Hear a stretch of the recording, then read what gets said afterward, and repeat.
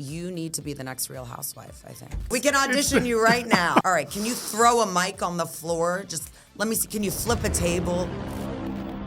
You were a professional singer, of course, and a twist to reality TV, and you stopped singing. I wasn't surprised when I heard any of these things with like P. Diddy and the Harvey Weinsteins. I mean, these people really take advantage of these vulnerable people. She has been a singer, she has been a TV superstar, and she's an entrepreneur.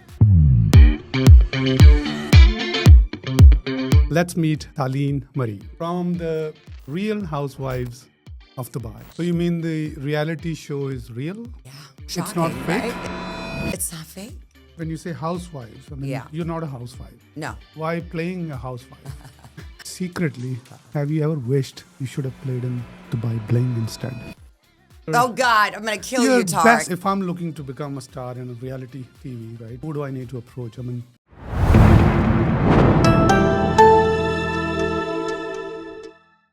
welcome back to Think and Grow 10X. We have a celebrity today, and we're going to have a lot of fun and learning because of her journey. She has been a singer, she has been a TV superstar, and she's an entrepreneur. Let's meet Taleen Marie Hi. from the Real Housewives of Dubai. Yes. Absolutely. Thank you. Thank you, Taleen, Thank you for joining me having today. me. Thank you, Tariq. I'm glad to be here. Fantastic. First of all, it's an honor for me to have you here. Thank you. Second, of course, today we want to have a lot of fun talking about the show, talking Yes. about the singing part, Yes. and talking about the entrepreneurship, For sure. the journey that you're going through. Let's start with the singing, Yes. right? You sang at the White House, right? Mm-hmm. Tell us more about it. Yeah. So at the age of 9, I started professionally singing with opera. So I started at the Kennedy Center, and I was in about 6 or 9 operas. One of them was with Placido Domingo. He's a famous tenor. I got to sing for Pope John Paul II in Jerusalem, the Ave Maria, which is a very famous operatic song. I was invited to sing at the White House under the Clinton administration. I think I was like 12 or 13 years old. Christmas concert. I was more excited in meeting his dog than the actual president. But Wow. Okay. I know. Did you I mean, end I up- was 12 years old. Come on. Did you meet the dog? I met the dog. I met Fantastic. the dog. I won't ask about the president. Yeah, exactly. Okay, there you go. The president was. But no, so from about age 9 to, I would say 13, 14, it was my life. I mean, obviously I was in school, but I was touring, and, you know, at that age, there aren't many professional opera singers, right? But my passion was in the soul, pop, R&B field, right? I loved Aretha Franklin, Whitney Houston, Mariah Carey. Though that's what I grew up listening to. So at around 16, I pivoted and moved more into that genre of music. And that's when I moved to Los Angeles to pursue that. Fantastic. Yeah. So you were a professional singer, essentially. Yeah. Right. From the age of 9. Can you sing us your... Oh, God, I'm going to kill Your you, Tariq. best I'm going to song. kill you. It's early in the morning. No. It's 11 o'clock. No. That is early. Is it? Maybe at the end. Just a bit of a... Maybe at the end. Oh, God, you're killing me. Some people live for the fortune. Some people live just for the fame. Some people live for the power. Yeah. Some people live just to play the game. There it is. That's all you're going to get. You have... That's all you're going to get. Absolute truth as well. Beautiful voice. Thank you. Very, Thank very you. beautiful voice, I appreciate must say. that. So what happened? I mean, you were a professional singer, Yeah. singer, of course, and suddenly a twist to reality TV, and you stopped singing? I Yeah, guess? so basically once I moved to LA, I was signed with Jamie Foxx, and I got to do some incredible things. I wrote music for American Idol. I opened up for Christina Aguilera. So met so many producers and loved the music side of things, but was pretty much allergic to the business. The music business, especially for a young female, especially at that time, is very tough. It's you see just a very dark side of people, and it got to the point where I wasn't enjoying it anymore, which is really sad, right? Because music is such a happy thing, and I loved making it, and it's beautiful. But it's these, execs and these men in suits, and they want to take advantage and take control, and you can very easily lose yourself in a city like Los Angeles, let alone the industry. So I would say around 23, 24, I was kind of forcing myself, right? The joy was just not there anymore. And I was never willing to compromise my integrity, my values, the way I was raised, in order to make it, So at the same time, God's plan, I meet this wonderful man in Los Angeles who is my husband today. And he was living in Dubai. His brother was moving to LA, actually, to be in the music industry. And we ended up having a spark and a connection. And 2 years later, we got married, and that's what made me move to Dubai. Move to Dubai as well. But I didn't want to stop music. I just wasn't in LA anymore, and it was obviously a lot more challenging because we're talking 12 years ago in Dubai. There wasn't really a music scene out here. Right. But I was still recording. I was still putting songs out here and there. But I knew that it wasn't going to be my career anymore. And I was okay with that. So the key, what I understand from here, the key is that, of course, you have one of the best voices I've heard, by the way. Thank you. It was so mesmerizing You're listening so to you just sweet. 5 minutes back. So the key is not in the voice then. I mean, the key is in many other factors that Big actually time. play along with the voice, right? Absolutely. Absolutely. I mean, I think talent is 5% of it. There's so many artists I've seen that maybe are not that great, but they end up blowing up and making it. And I think a lot of that is also hard work and perseverance. But there's a dark side to the industry, and I think it started coming out in the recent years. I wasn't surprised when I heard any of these things with like P. Diddy and the Harvey Weinsteins. I mean, these people really take advantage of these vulnerable people who, they come out with a dream, and their only ticket really is to make it, so they can support their families. And I was lucky where, I didn't have to. I was never desperate for that. And not to say everybody makes it because of that, but again, it's a big part of it. Right. So you moved to Dubai, of course, I in moved to Dubai 2014? 2014. 2014, right. And you had married already. at Yes, that we got point married time. in Right. 2014, and once I moved here, I was always into fitness, even growing up, but I really saw just kind of a space for fitness, particularly with women. There wasn't what you see today. It was just a lot different back then, and I started hosting these boot camps. I started training women one-on-one. Not just physically, but with nutrition, and you kind of become a therapist, right? When you're training these women, because they're so vulnerable. So it really became such a passion of mine. And then once I got pregnant and had children, I saw how much fitness helped me, which I wanted to kind of convey to or teach other women, about how fitness helps your not just your physical state, but your mental health after pregnancy and during pregnancy. So you've been a trainer. Yes. That was the start of the journey in Yes, Dubai, right? in Dubai. In Right. Dubai. And that was to do with the physical fitness, personal trainer, Yeah. and Mental and right. lifestyle and nutrition. right. And how long did that continue? So I was doing that for about, I would say, 8 years. 8 years until and 2022, right? Yes, exactly. And then the very educational show, Real Housewives of Dubai. Yeah, we'll fell talk into about that. Fell into my lap, Yeah. and which is weird because entertainment, it kind of came full circle, Yeah. right? I always tell people I had to leave Los Angeles in order Yeah. to make it, right? But I decided, yeah, let's go for it and let's put our family on TV. And I was the first the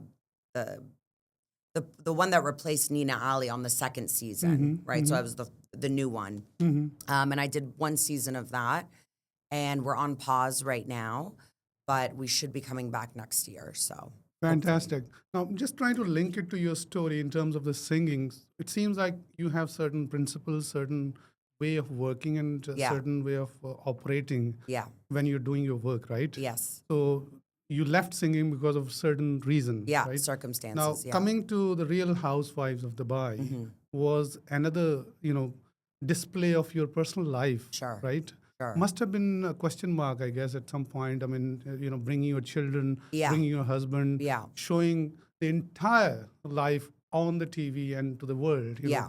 How was that sort of decision taken? Yeah, I mean, it was not an overnight decision. I'll tell you that much.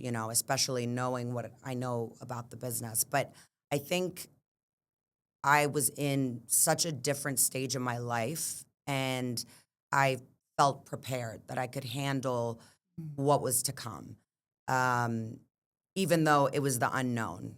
But it was a leap of faith for sure, and I wanted to take advantage of the opportunity because it's a great opportunity. It's a great platform if you're able to leverage it correctly. But it was a very difficult decision. Dubai is such a safe place, and I don't know if we were in any other city if I would have put my children on the camera, because that was something that was a little difficult for us. But also, I wanted people to see me as a mother, right? Because that's such a big part of who I am. So at the end of the day, I'm so glad I did make that call. I'm glad I made the decision, and I think it opened up a lot of opportunities, and the pros definitely outweighed any of the cons, for sure. Right. From a very selfish point of view, was it a decision, was it a driving factor that, you'd get some publicity and then, of course, the business will happen after that?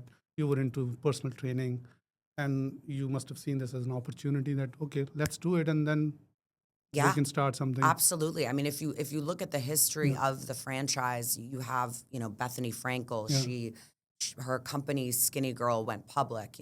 She became a billionaire. I mean, that's not everyone, but if you're able to leverage it correctly, then for sure. I wasn't in it for the 15 minutes of fame. I knew that the show, the franchise, that name holds weight, and it can open doors, and you get a lot of traction and following. So for sure, there was a selfish part of me that saw an opportunity, because I wasn't going to do it just to look like a fool on TV. There was a motive there to do it, and I think if you go into reality TV like that, it's in terms of a business mind, it can be very lucrative.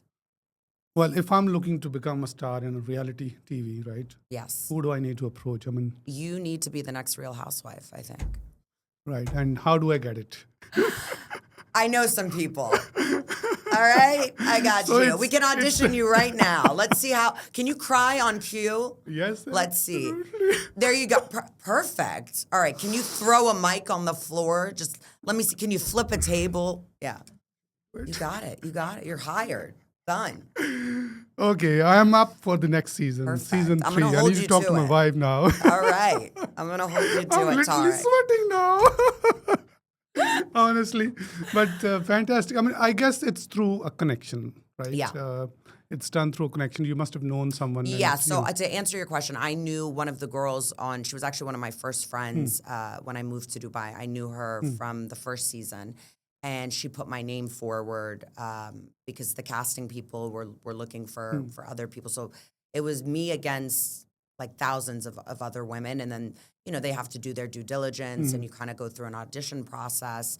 And yeah, I was shocked. I mean, I was just kind of like, I was going through it, but I was like, I don't know if I'll get it, but I ended up getting it, and So there was a proper process that you Yeah. had to go through. Yeah, you have to go It wasn't just that through. someone recommended and you just No, happened to be there. No.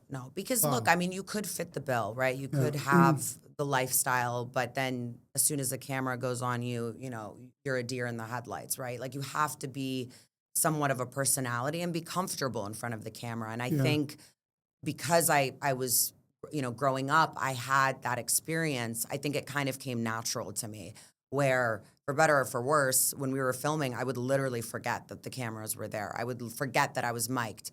And producers love that, right? Because that's what the makes key. it real. And it is all real. That was the crazy thing. I thought a lot of it would be scripted, but everything that you see, the good, the bad, the ugly, is real. So you mean the reality show is real? Yeah. It's Shocking, not fake? right? It's not fake. Well, Look, I'll tell you what is, let's not say fake, what is staged. Let's say you and I were being filmed and we get into an argument, a real argument, okay? The next day, the producers are going to want us to sit and have lunch together and film it, right? They have to follow that story. Whereas in the real world, I probably wouldn't want to see you so they have to follow a story, right? So the circumstances are staged, but whatever dialogue happens, whatever drama happens, that's all real. So there is a storyline that Yes. you're supposed to follow, but after that, once Well, that, you create the storyline, right? And they follow it. right. So, yeah. Do you want to give some examples where you found it really hard, in terms of, expressing yourself, or you thought that, oh my God, this is being too much now?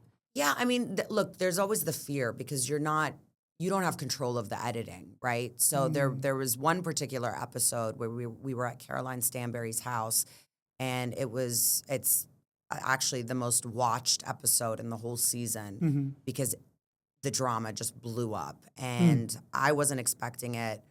I don't know if I can curse, but I lost my shit on camera because she was just, poking the bear, and my husband even got involved.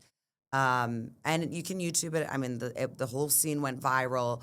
It wasn't my proudest moment, but what bothered me is you don't really see everything that happened. You kind of just see me get really upset, but so many things led up to that point, to that moment, right?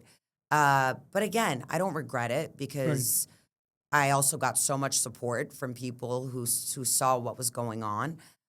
But the thing with reality TV and those moments, once it's out there, it's forever. Yeah. It's out there. Yeah. And going into this, I had to remind myself, this isn't something you can really come back from.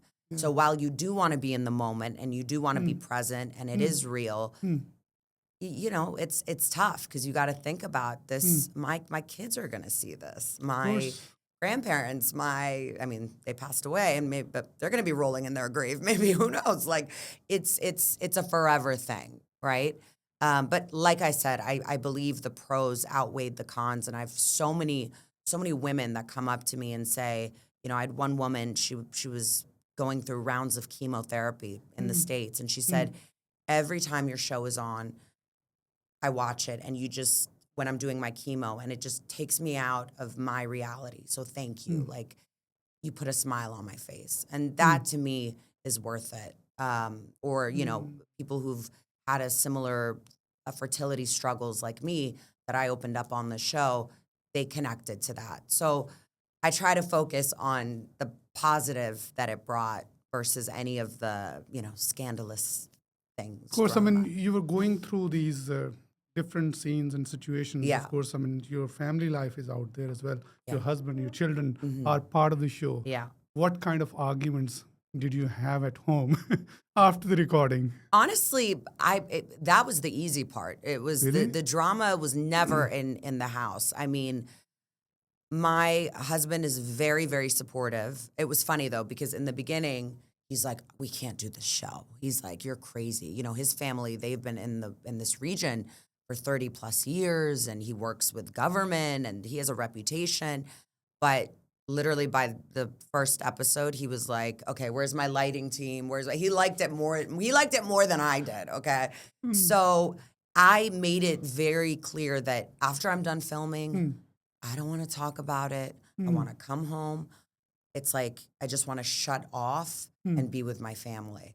And we were very good at separating that. But I can see how if you do this for, 10 seasons, it breaks up a lot of homes and marriages. They call it the housewife curse because so many couples have gotten divorced after, the Real Housewives. And I can see how it could cause tension for sure. But luckily, we were good. Okay, the question comes now when you say housewives. I mean, Yeah. you're not a housewife, No. right? So why playing a housewife? So the title is a little misleading, right? Yeah. They do call it the Real Housewives, but it's actually not about housewives. I don't think people would want to sit and watch, whatever a typical housewife does. Yeah. We're a group of women who are entrepreneurs. Yeah. You have Sarah Al-Madani, who's she's a great speaker. She speaks all over the world. Chanel Ion, she's a high fashion supermodel. Caroline Stanberry, also a very successful entrepreneur. So, it's women who are strong, charismatic, and have businesses. So they call it the Real Housewives. I think it's after the show Desperate Housewives Yeah. that kind of gave it that, that name. But we are real, and some of us are wives, some of us aren't. But we are definitely more than just a housewife. But you played housewives. No, Right. we played ourselves. Okay. We Well, were the show is ourselves. called The show Housewives, is yeah. called that, Yeah. yes. Yeah. Okay. It's well, the title. It's only the title. let's move towards the end of the season 2, Yeah. right? I mean, when you started season 2, of course, you came in season 2, you ended season 2. What was the difference that you saw in your own personality as a result of having played the role for a complete season? Yeah, that's a great question. I think I gained a lot of confidence for sure. Definitely, it helped seeing just such great feedback from the viewers.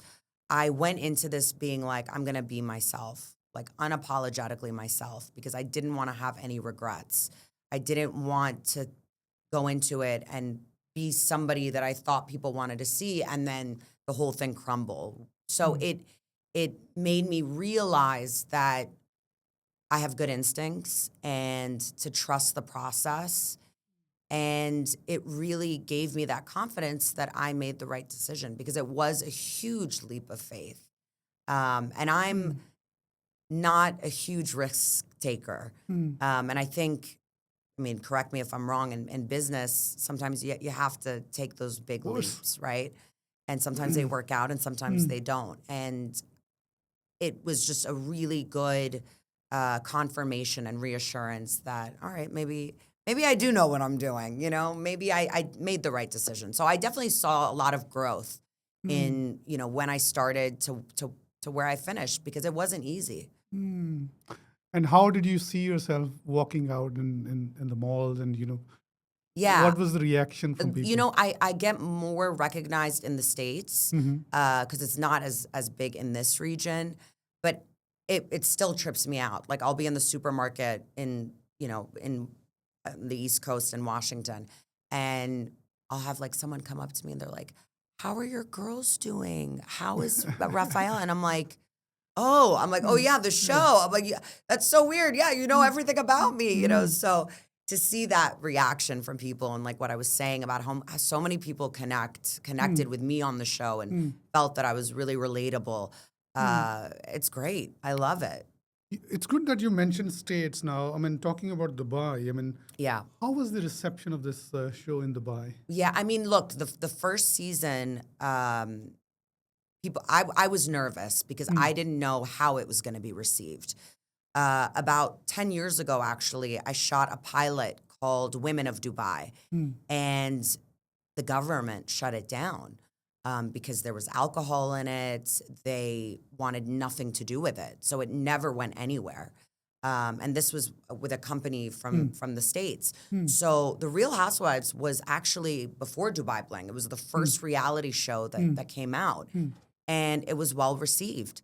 And so was the second season. I don't think I would have done it if Dubai was like banning it, obviously. I mean, at the end of the day, right, you have to be respectful, and we are a guest in their country. Yeah. But what a lot of people don't know is every episode has to go through the Dubai government before it's aired. And there's a legal team, there's a legal process.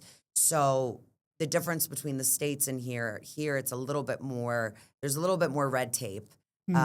Obviously, because there has to be. It's a different culture, different It society, is, of course. yeah, I mean, it is. You got to meet the requirements here, of course, but it did go live, of course. It did. I mean, but there was a little bit of controversy around this in terms of the reception. Yeah.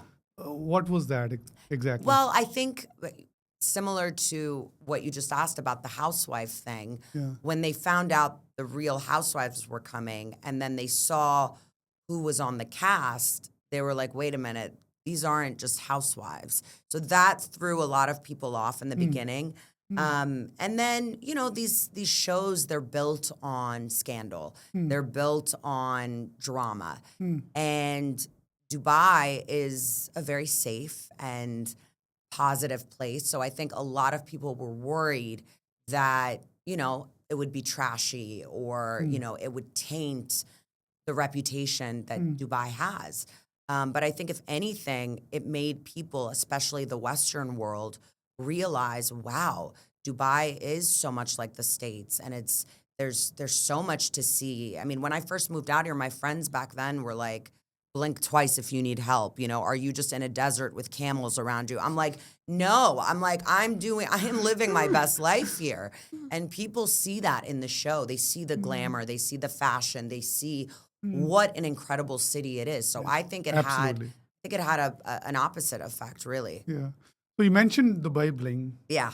Just a couple of minutes back. It started off after the Real Housewives, right? But apparently, I mean, it's gone a little more popular than the Real Housewives. What do you think is the reason? Well, one, I think it's on Netflix, right? So everybody has access to it. It's in everybody's living room.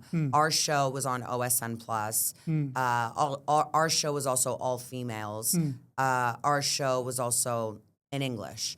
I think Dubai Bling, because of it being in this region, you had more of a Middle Eastern cast. It was on Netflix. It was really the perfect kind of combination. So I knew that it would do well here. Our show, it's also not so much focused on the bling and the things you have and the flashiness and the cars you drive. Sure, we have that element to it, but it's a little bit more subliminal. It's more about the storylines of the women. And I think that's why it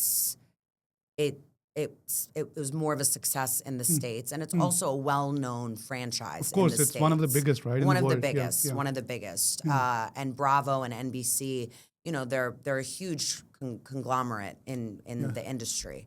So I think that's the main reason. But Bling, I knew it would blow up here, and in the States, it blew up.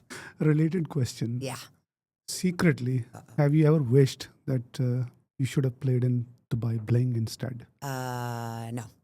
No, I'll be very frank with you. I'm not, you know, with no insult, with all due respect, it's just not my kind of show. Right. I see it, it's entertaining, but I really don't think I would have done well on a show like that. And I also don't even speak Arabic.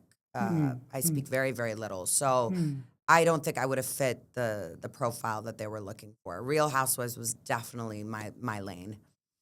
Fantastic. Let's move forward now with the entrepreneurial life. Yes. Of course, I mean, you are an entrepreneur now. You have been for some time Yes. now, right? The fitness and the makeup. Yeah. So right? I'm on the board for Citizen Cosmetics, which is an incredible makeup line, but specifically with lipsticks. My husband also joined a dating app. He's not on the dating app. He invested in the dating app. Although he did get on it, and he's like, I'm just doing research, relax. And I'm like, research is okay. Right. Let's just keep it to research. But my biggest focus right now is starting this fitness concept with my sister that we've been working on for a while. It's also going to be fitness apparel.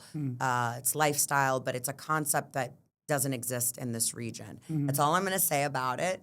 Oh, you're not going to because disclose it? I can't disclose. Right. Yeah, you're a lawyer. You should know this. All right. That's fine. I mean, Legally, you could actually do some publicity here. I mean, use I it know. as a marketing channel. I know. And trust me, when it's ready, you'll be one of the first people to know. But because it doesn't exist here, look, I don't think someone's going to take the idea and copy it. That's something I'm also learning with this whole process. You know, we're so scared that people are going to copy things. But actually, this is the fitness part? This is the fitness part. Because it's something that doesn't exist, right, in this region. And it's not a gym, but it is going to have a physical location that has classes. But there are classes that, it's a concept that doesn't exist within those classes. Right. And who are your target audience? Men and women. Let me see how much I can get from you. Yeah, exactly. You're just trying to get it all out. Men and women, but mostly, I would say females. Yeah. Okay. And it's not a gym, right? Not a gym. Not a gym. All right. Not a gym. It's to do with fitness, right? It is to do with nutrition. A little bit nutrition, also recovery. I mean, we're going to have a whole upstairs. I can tell you that with the recovery aspect of fitness. A lot of people don't realize the wear and tear on your body. Recovery is just as important as the exercise, if not more. So I think we're seeing a huge trend in fitness where longevity is really having a moment, and how all the wear and tear we did on our bodies in our 20s, we're now, trying to heal. And that's something that is a big part of our brand as well. Fantastic. I mean, I think that I can relate to that. I have been a fitness freak myself for quite some time, but the irony is that I had to go through a bypass very recently. It's crazy. Right? I mean, because of my foolishness, I would say I have had high blood pressure and I've had cholesterol for good 20 years.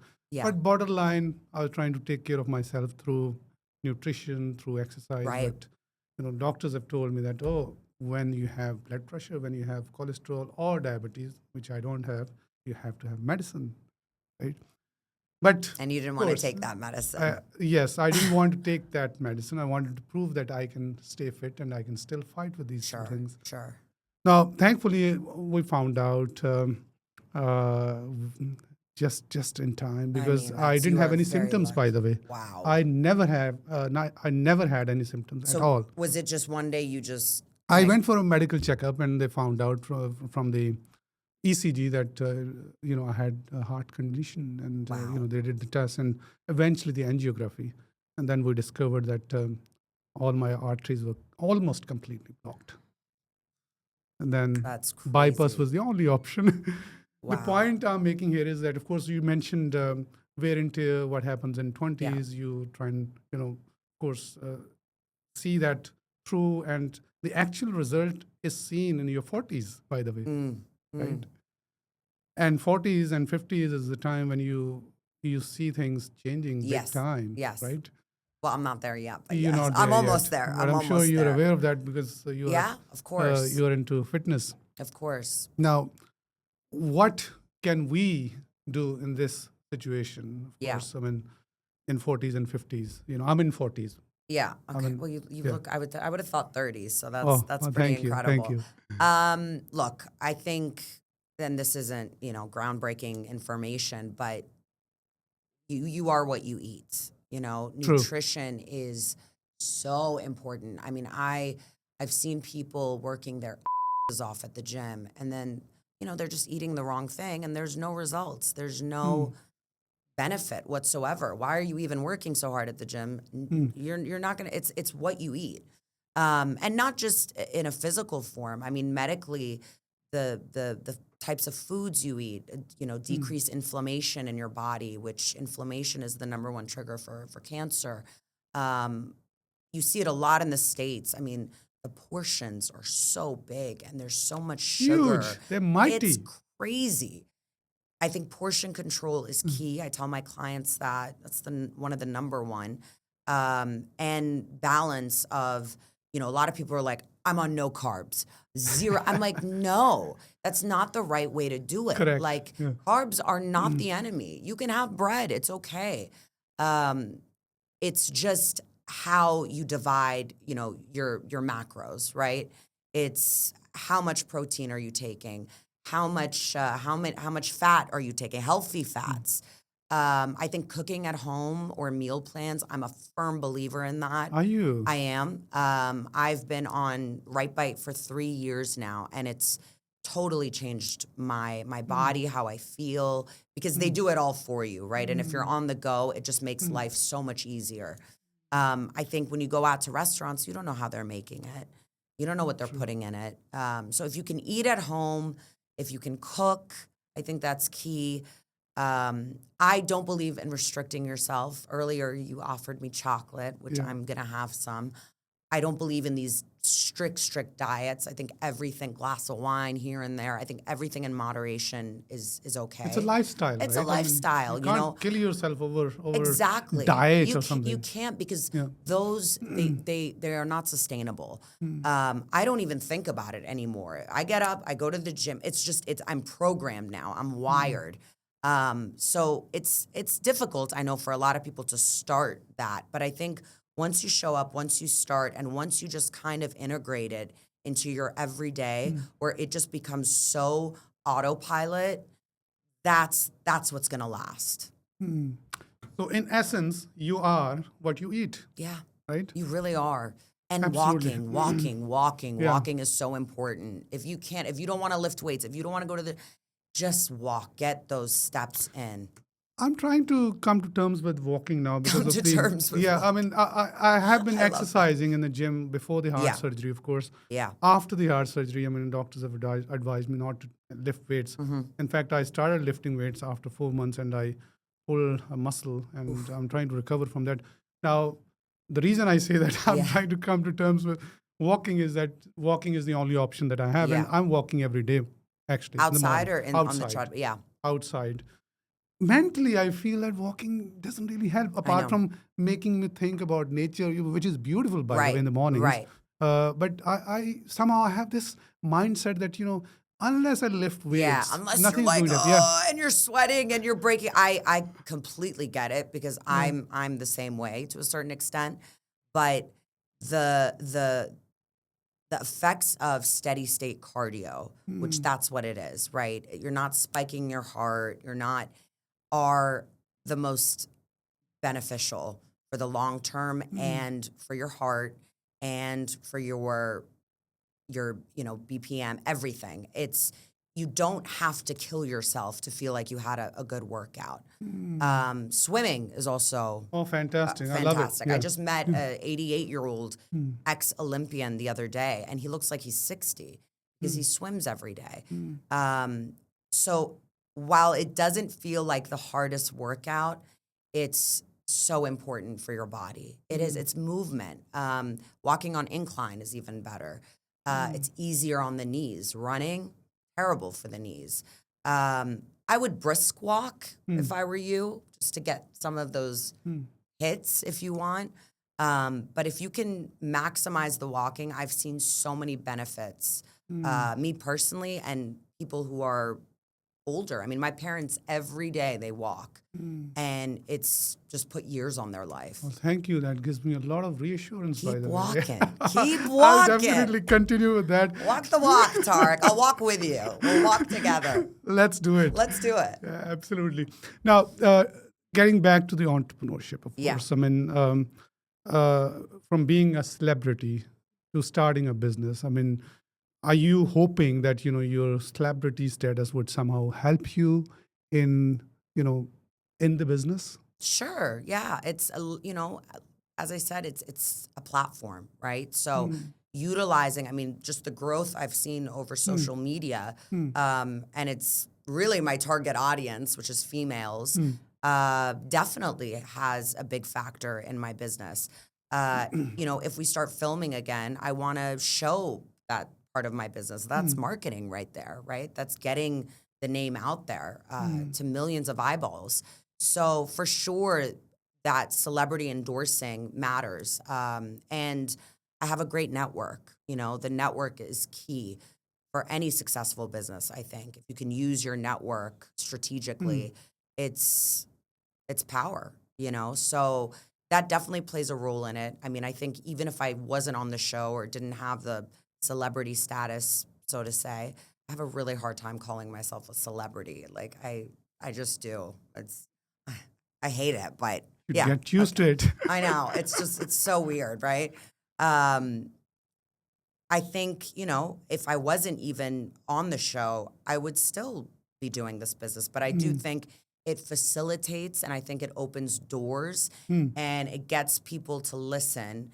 Whereas, you know, before maybe, okay, just a girl wants to start a fitness, but no, this girl has done this and this and this, and she has this many views. It matters, you know, it matters to investors, it matters to people. So it's a huge platform, definitely. Because I'm an entrepreneur, you know, when I tend to talk to other entrepreneurs, I tend to think about the business, you know, if it is profitable or will be profitable. Yes. I mean, gym, or you're not opening a gym, right? No. No. Okay. Good. At least you've confirmed that. Yes. What fitness related business, right? Do you think they're quite profitable? So look, the market is very saturated, right? But I have a rule of thumb. You either be the first or the best, right? Makes sense. And as saturated as the market is, there's a lot of crap in the market, okay?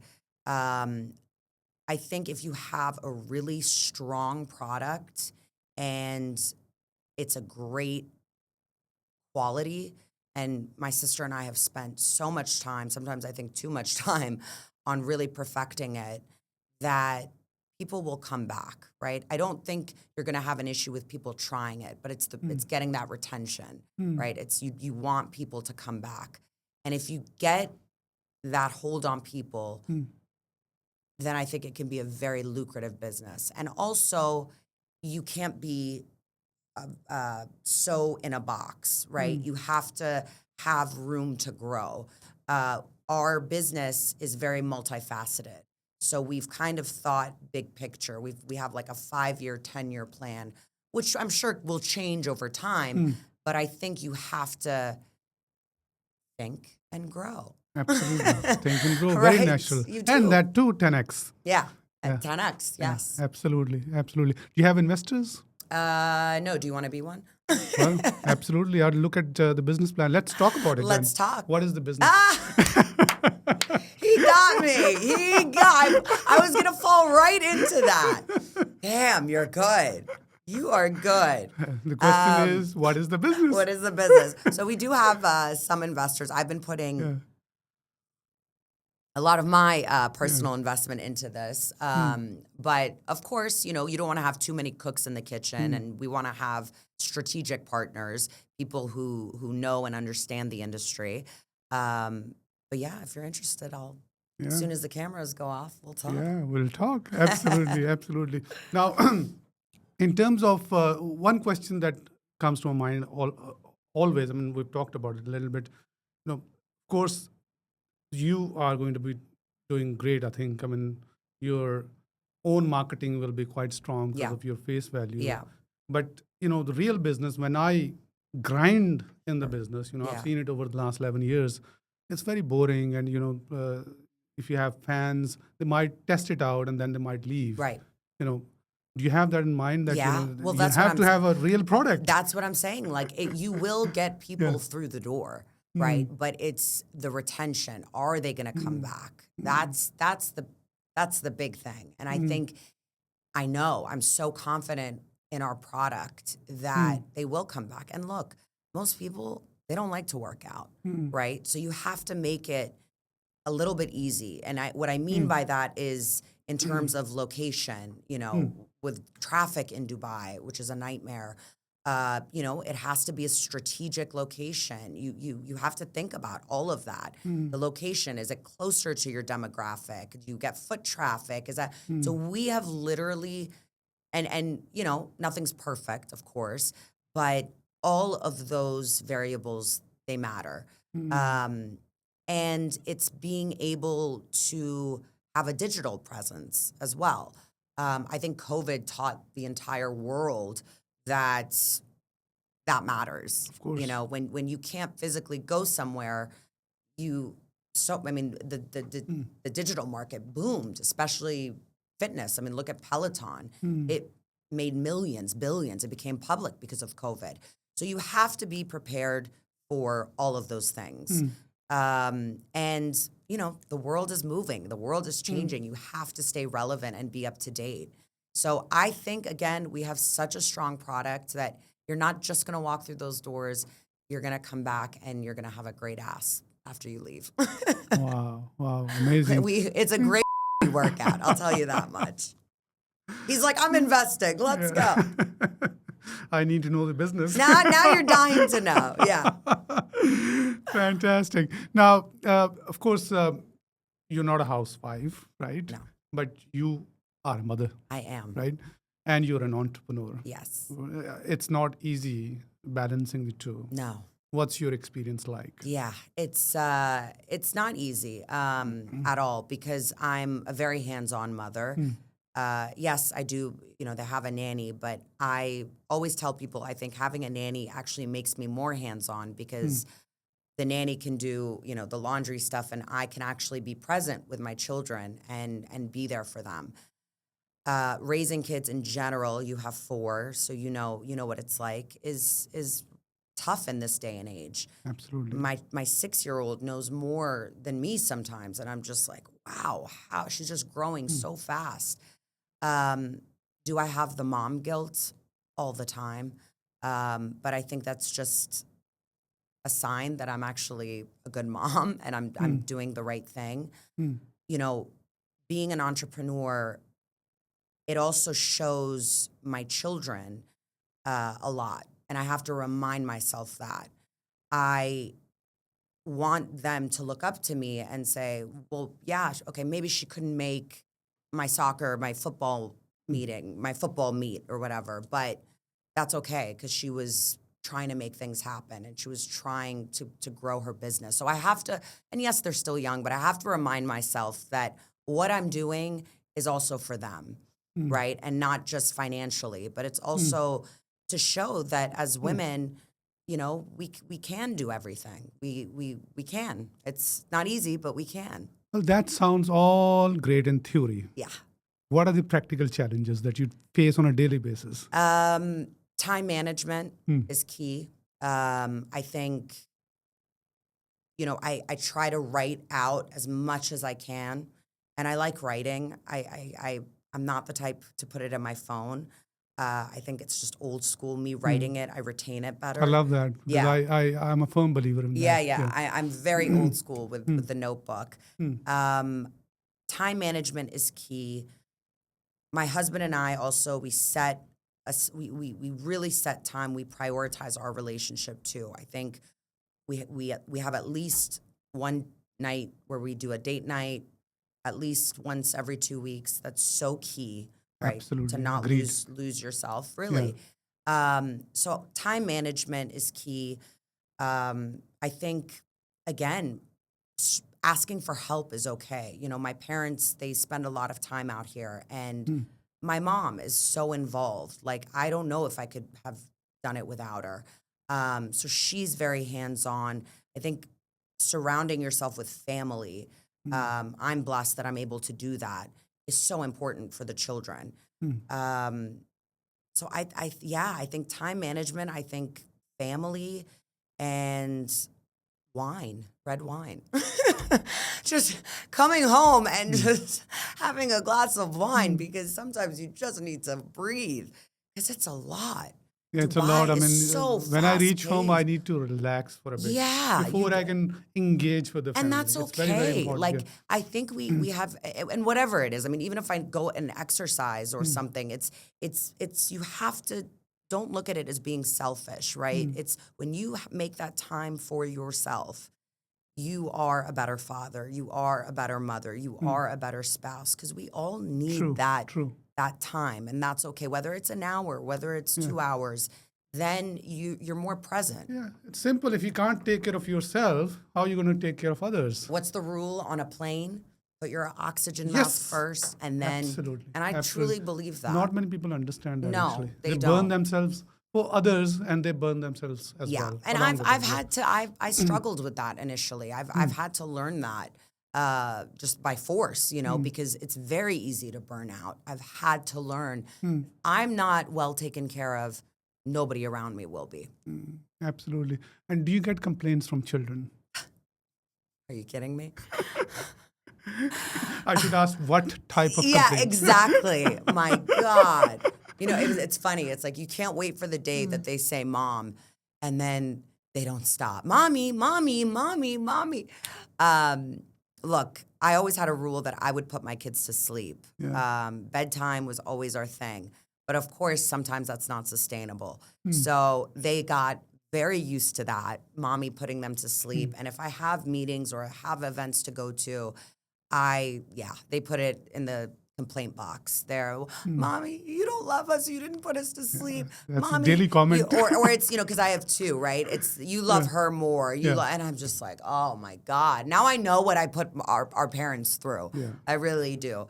Also, I try to keep the iPad away from them. So they complain about that. My 6-year-old, she's into Roblox now. I don't know if you've heard of this. She knows how to order things on Amazon. Yeah. Scary.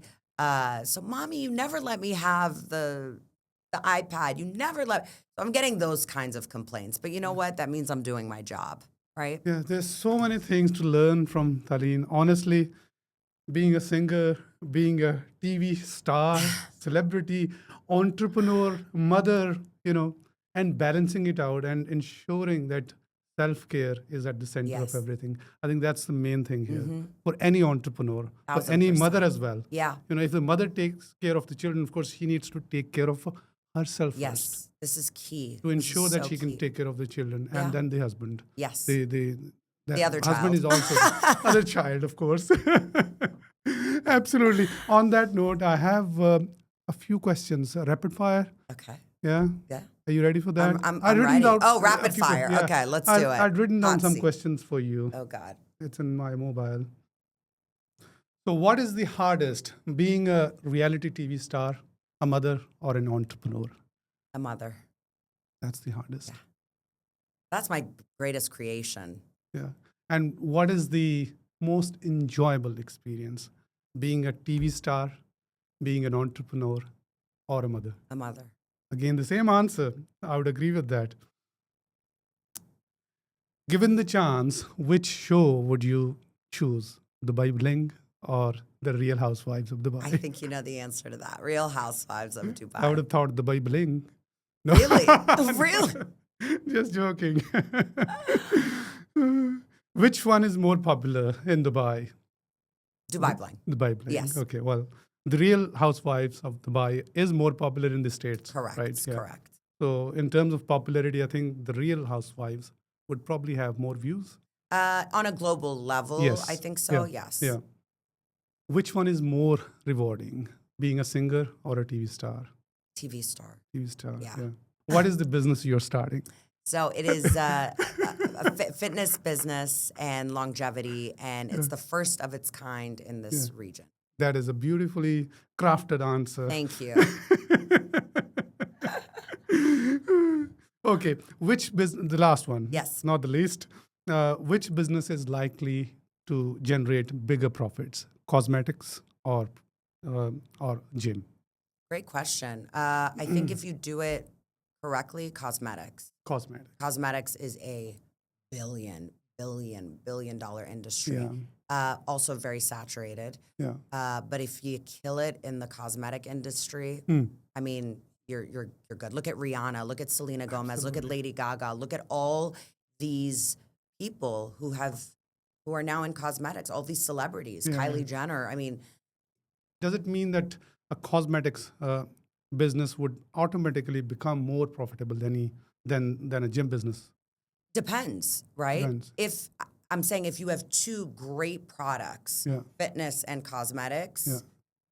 chances are cosmetics is going to make. Right. Okay. Yeah. Great. Well, it's been a Beautiful, beautiful conversation, I think. Thank you, Tariq. I've really learned a lot about you, Thank about you. your values, about the principles that you hold, Thank and you. great conversation. I'm Thank sure you. our audience would have learned a lot during this conversation today. I hope so. Thank An you for absolute having honor. me. Thank you, Taleen, for being Thank with me you. today. Thanks so much, Tariq. Thanks. I had such a great time sitting down with Tariq. So don't forget to like, share, repost. Hope you guys liked it and hope to see you again.